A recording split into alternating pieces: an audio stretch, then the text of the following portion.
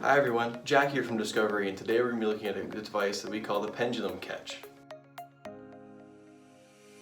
I have these two things attached by a string, a spoon and a coffee mug, and I'm just going to put the coffee mug hanging over my finger like that and hold the spoon like this, and when I let go of the spoon, the coffee mug should fall to the ground. But we'll see what happens.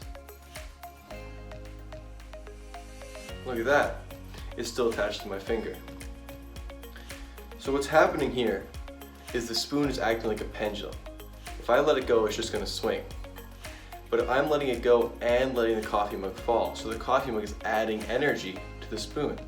That gives enough energy to wrap around my finger and catch itself. So if you want to try this at home, you're going to need a piece of string to attach your two items, one item that is heavier, and one item that will swing that is lighter.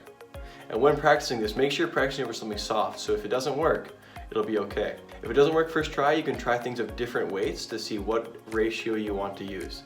We like to find something that is 14 times heavier to be the weight than our pendulum.